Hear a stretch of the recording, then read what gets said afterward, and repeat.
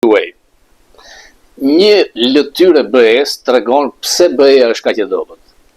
Marta Kos, ligavecja e UDB-s nga Slovenia, e cila e cilëson shoqërinë shqiptare të korruptuar. Përse nuk vodhi palloshi global kur ishte poshtë urave të Francës apo pastruesi i Athinës? Por kësa herë që ulen tek zyrat, dikur zyra me Meçeu, Tramizalis, Xhilleshit, vjedhin si të shmendur.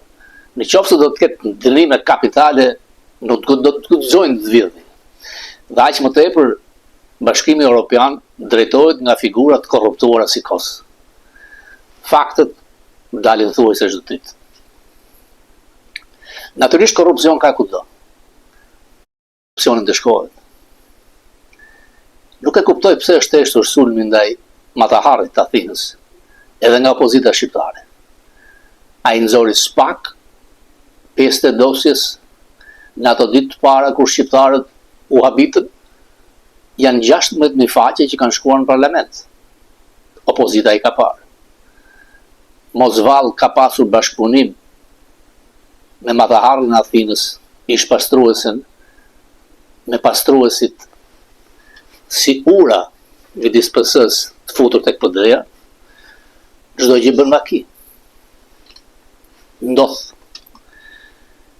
Ndërkohë që bota është përqendruar tek konflikti i madh në Iran.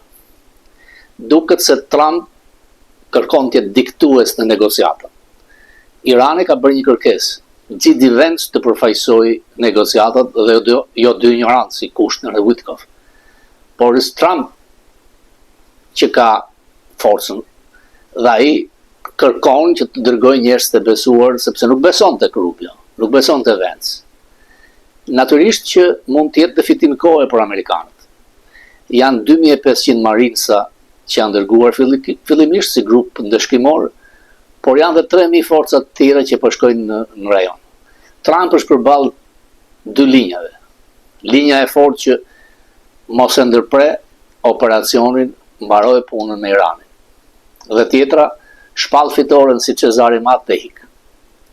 Në qoftë se çmimi i benzinës do të shkojë $8 galloni, nuk ka shanse që konflikti të vazhdojë. Sot aktualisht është tek $4 galloni. Përpara luftës ishte 2.90 ose 3, pra 25%. Ndërkohë ka një përplasje tek shtëpia e bardhë me qasjen ndaj emigrantëve të paligjshëm dhe deportimeve masive. Suzy Wiles, e cila përballet me kancerin, ka thënë që nuk duhet të jemi të ashpër me rrastimin e fëmijësh. Kjo është një goditje ndaj Miller, numri 2, zvendësi i saj, i cili ka kryer ato deportimet masive pa ndar veç grupet njerëzit me dhëna kriminale dhe njerëz të thjeshtë që punojnë. Ky vend është vend emigrantësh. Dhe kjo do të dëmtonte shumë sotin Trump. Prokurori Jack Smith, atë që shahu Rama tek Trump, por Trump nuk i është ankuar për thaqin. Ka thënë që dhe mua, i ka thënë Trumpit, duan të më arrestojnë si ty, kot. Qaramani. Jack Smith ka nxjerr nga dosja e hetimeve, Trump ju ka treguar materiale sekrete njerëzve të tjerë, ka pasur materiale sekrete që mund të shikojnë vetëm 6 vet nga administrata amerikane. Ka materiale që janë dhe në për Arabinë Saudite. Ka një rast në avion kur tregon një harë që është sekret dhe ngjitur me të ka qenë Suzy Wiles në të kohë këshilltare fushatës, menaxhere fushatës. Pra Trump do të ketë probleme mra, ndaj ky vend i madh. Nuk është se s'ka korrupsion. Sistemi politik dhe këtu i korruptuar është. Pra atë ditë që Trump tha që do ta shtyllë 5 ditë sulmin mbas ultimatumit dhënë, kanë lëvizur $1.5 miliard blerje në stok. A janë fëmijët e Trumpit? A është Trump? Hetimet nuk i ndalon kush. Trump është përballë një misioni historik, sepse realizoi atë që s'ka realizuar asnjë president amerikan. A do të jetë vazhdim dhe do të bjerë në të gabimin e njëjtë? Sepse qase duket thuajse e njëjtë. Në luftën e parë të Gjirit, Bushi plak mori aprovimin e OKB-s, por nuk e përfundoi me Saddam. Në luftën e dytë 2003, koalicioni nuk ishte aq i madh sa në luftën e parë dhe nuk mori aprovim në OKB. Por Iraku endes po e merr veten. Ndaj është shumë problematik se si të shkoj konflikti në Irak. Trump e ka shkatruar aviacionin, marinën, radarët. Dëmi do të duhen me 10 vjet që të rikundërtohet Irani. Por në qoftë se nuk hapet Hormuzi dhe Trump e cilëson fitore, kjo nuk është fitore. Dje ai ka bërë disa lapsuse. Jeton në atë fushkën e vet që unë kam bërë ndryshim regjime sepse janë vrarë. Regjimi nuk ka ndryshuar. Struktura politike e Iranit ndryshon nga strukturat e vendeve demokratike. Janë ajatollahët, është garda kombëtare, ka parlamente, ka qeveri dhe ka disa sfera pushteti. Por numri raketave të hedhura ka rënë, numri dronëve ka rënë. A do të ngrihen iranianët? Ky është problemi i madh. Askush nuk e di. Por forca e ushtrisë amerikane është e papërballueshme. Natyrisht, duke qenë mes mandat, Trump duhet të kalkulojë mirë. Ka hyrë në një betejë që është si biznes gambling. Por vetëm Trump mund ta bënte këtë. Asnjë nga presidentët të tjerë, se ndruheshin, do të vinte lufta tretë botërore. Nuk erdhi. Por problemi, e kam thënë, me keqja aty ka një emër, Izraeli. Netanyahu është kriminal lufte, pa u zgjidhur Palestina, nuk ka paqe. Por siç tha ministri i jashtëm, ka ndryshuar përfundimisht rajoni dhe strategjia se si duhet mbrohemi. Janë 200 baza amerikane në lindjen e mesme. Ato vende arabe nuk janë vende sovrane. Dhe Irani vetëm nuk mund të fitojë luftën me ta, por një kafshë plagosur rënd do të luftojë deri në çastet e fundit. Ne do donim që të zgjidhej sa më shpejt çështja në Iran, që të kthehej sa do pak vëmendje edhe nga ajatollahët e vegjël të Ballkanit. Në panik, Rama vazhdon mbledhjet si dikur hoxha me plenuar. Është konsumuar në maksimum.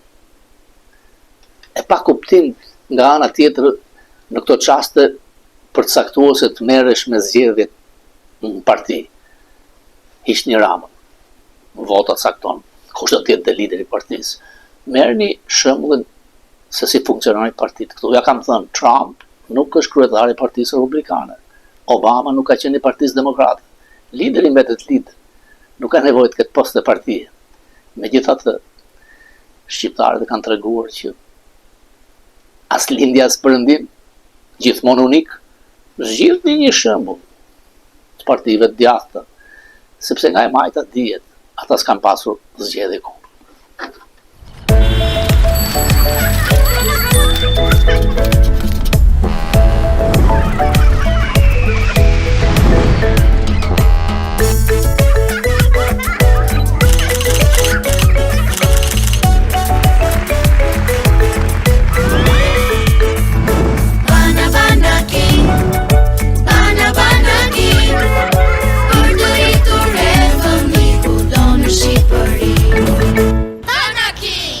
Kudo në Shqipëri.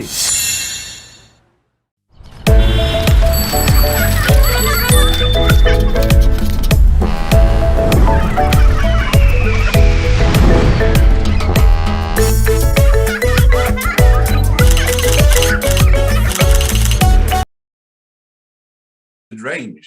So the Russians are not really paying a price. They can sort of Greenland.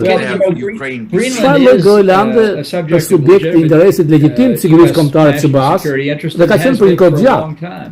Është gjithashtu kritike për sigurinë kombëtare të Kanadas dhe çdo antar tjetër të aleancës të NATO-s. Sepse ajo që kemi frikë është Rusia dhe Kina, duke përdorur artikullin si ngrohje globale, ku shkrihen akujt, dhe kundërshtarët tanë mund të kalojnë në Oqeanin Arktik në mënyra që nuk mundën disa vite më parë dhe të na kërcënojnë të gjithëve në Atlantikun e Veriut. Pra ka një arsye shumë të vërtetë për të shqetësuar për Groenlandën dhe historia amerikane daton shumë kohë më parë. Donald Trump nuk e zbuloi Groenlandën. Unë di të gjitha këto sepse ne ishim të përfshirë në vitin 2019. Mund të kishim pasur një negociatë atëherë dhe unë kërkova stafit të Këshillit të Sigurisë Kombëtare ta hulumtonte çështjen me shumë kujdes. A i dini që William Sirk, sekretari i shtetit për Abraham Lincoln, si dhe Andrew Johnson, u përpoqën Dublinin. U përpoqën Dublinin Groenlandën nga Danimarka në vitin 1868, me njëherë pasi blen Alaskën nga Rusia. Hera e fundit që u përpoqën Dublinin ishte viti 1947, kur Truman u përpoqë ta blej. Ka shumë mënyra që të sigurojmë Groenlandën për popullin e saj, për Danimarkën, Amerikën dhe të gjithë aleancën e NATO-s. Nëse thjesht e heqim këtë temë nga faqet e para, nga vëmendja dhe e negociojmë në heshtje. Nuk mendoj se Trump do të përdor forcë. Mendoj se nëse do ta bënte, do të kishte një shpërthim vulkanik në Shtetet e Bashkuara. Është një akt kaq skandaloz, kam shumë frikë se mund të ishte fundi i NATO-s nëse e bën. Po nëse keni baza të reja amerikane atje mund të një zgjidhje. Mund të vendosin më shumë trupa. Po, shikoni, ne kishim në fund të luftës dytë botërore 16 baza ushtarake amerikane në Danimark për të mbrojtur nevojat e Atlantikut Veriut dhe për të mbrojtur Groenlandën atje. Mund ta bëjmë përgjithësi. Ekziston një traktat i vitit 1951. Siç u thash, unë kam bërë gjithë atë hulumtim tek traktatin mbrojtjes i Groenlandës, që është plotësisht i zbatueshëm sot. Ka një mënyrë ambasadora pa dje në Paris që ishin ata vullnetarët për të dhënë siguri Ukrainës. Është normale që Amerika të përfaqësohet nga Witkoff. Ai nuk ka asnjë ide për diplomacinë apo nga kushte. Nuk besoj se ka pastërti sigurie. Të dyja këto janë pyetje të mira dhe mendoj se përgjigjja është ndoshta jo, në të dyja rastet nuk e kanë. E dini që unë jam skeptik nga ajo që doli nga takimi i Parisit. Është një angazhim shumë i paqartë nga Witkoff dhe kushte që SBA do të udhëheqin monitorimin dhe përpjekjet e verifikimit. Unë kam lexuar disa nga specifikat asaj që vendet donin që Amerika të angazhohej dhe u hoq nga dokumenti përfundimtar. Madje dhe angazhimi nga Britania dhe Franca për të dërguar trupa në terren në Ukrainë është për të ndihmuar që të krijojnë qendra ushtarake atje. Nuk thotë se ata do të dërgojnë trupa luftarake. Ju e dini që Putin i ka thënë shumë.